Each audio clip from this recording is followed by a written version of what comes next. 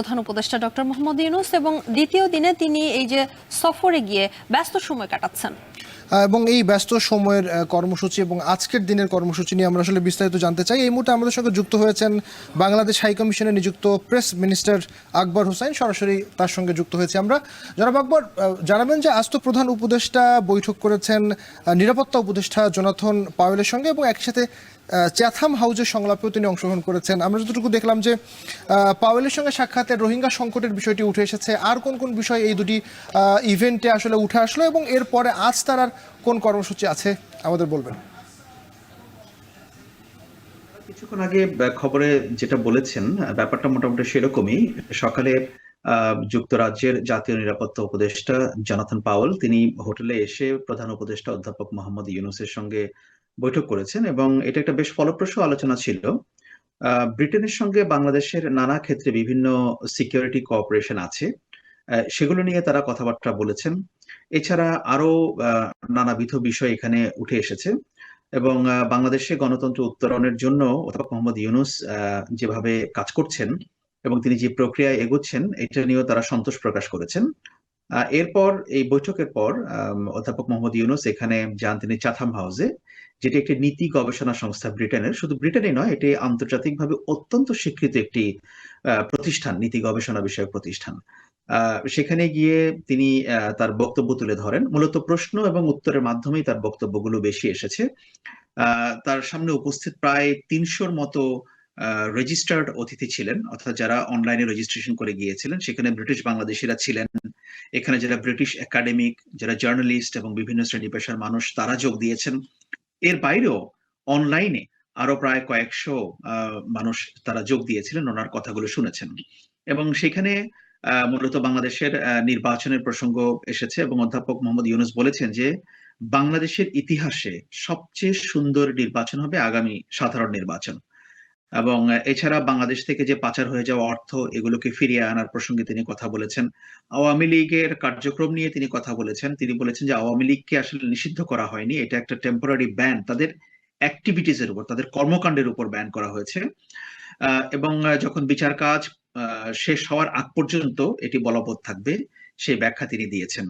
এবং ব্রিটিশ বাংলাদেশিরা এবং অন্যান্য যারা একাডেমিক জার্নালিস্ট যারা ছিলেন তারা বিভিন্ন বিষয়ে কথা বলেছেন। কেউ কেউ বলেছেন যে বাংলাদেশের যে সংস্কার প্রক্রিয়ার কথা অন্তর্বর্তী সরকার বলছে এবং যেটাতে বিভিন্ন রাজনৈতিক দলের সায় রয়েছে, এই বিষয়টাকে তারা প্রশংসা করেছেন এবং বাংলাদেশের জনাব আকবর, চাথাম হাউসে প্রধান উপদেষ্টার যে দীর্ঘ সংলাপ অনুষ্ঠিত হয় সেখানে নানা বিষয়, বিশেষ করে বিচার সংস্কার, আওয়ামী লীগের বিষয়ে, অর্থনীতি, নির্বাচন নিয়ে তিনি নানা প্রশ্নের জবাব দিয়েছেন এবং সেই সঙ্গে তিনি জুলাই সনদ নিয়ে বেশ উচ্ছ্বসিত ছিলেন। এই বিষয়গুলোর সার্বিক চিত্র সম্পর্কে জানতে চাই আপনার কাছে।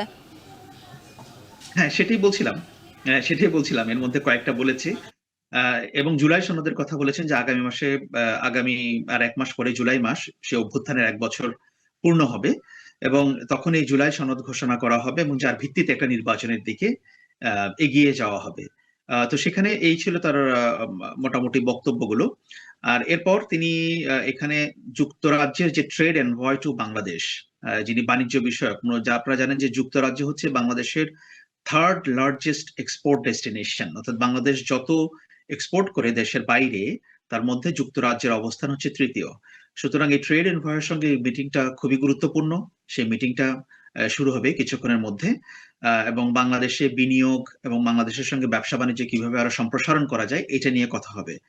আর বিকেলের দিকে যেটি আছে যে কিংস ফাউন্ডেশনের 35তম প্রতিষ্ঠা বার্ষিকী পালন করার উপলক্ষে একটা ডিনারের আয়োজন করা হয়েছে, নৈশভোজের আয়োজন করা হয়েছে। সেখানে ব্রিটেনের রাজা 3য় চার্লস তিনি প্রধান উপদেষ্টা অধ্যাপক মোহাম্মদ ইউনূসকে আমন্ত্রণ জানিয়েছেন। এই আমন্ত্রণ আগেই জানানো হয়েছিল, সেখানে তিনি আজকে অংশ নেবেন। এই ছিল হচ্ছে আজকে মোটামুটি তার কর্মসূচি।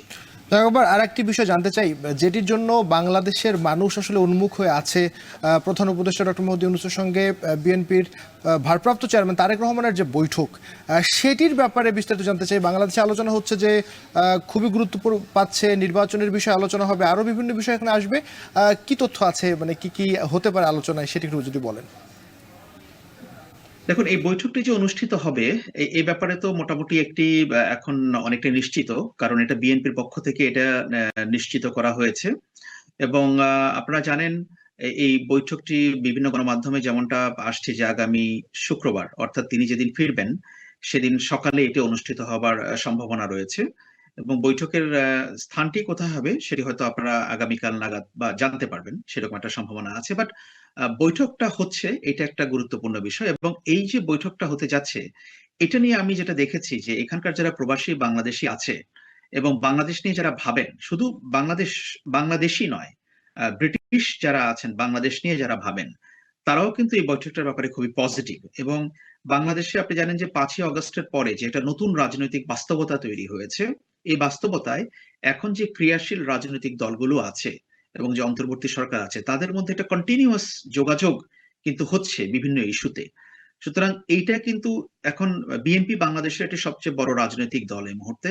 তার কার্যত প্রধান অর্থাৎ তিনি ভারপ্রাপ্ত চেয়ারম্যান, ওনার সঙ্গে অধ্যাপক মোহাম্মদ ইউনূসের এই বৈঠক বাংলাদেশের সামনের দিনগুলোতে স্থিতিশীলতা এবং গণতন্ত্রের পথে যে যাত্রা সেটা উত্তরণের ক্ষেত্রে একটা গুরুত্বপূর্ণ ভূমিকা রাখবে। কারণ সবাই আশা করছে যে একটা স্থিতিশীল পরিবেশ পরিস্থিতির মধ্য দিয়ে বাংলাদেশ যদি নির্বাচনের দিকে অগ্রসর হয় তাহলে সেটা সেই গণতন্ত্র টেকসই হবে। সুতরাং জনাব তারেক রহমানের সঙ্গে অধ্যাপক মোহাম্মদ ইউনূসের যে বৈঠক হবে, এই বৈঠকটা বাংলাদেশের রাজনীতির জন্য, বাংলাদেশের সামনের দিনগুলোর জন্য অত্যন্ত গুরুত্বপূর্ণ, এতে কোনো সন্দেহ নেই।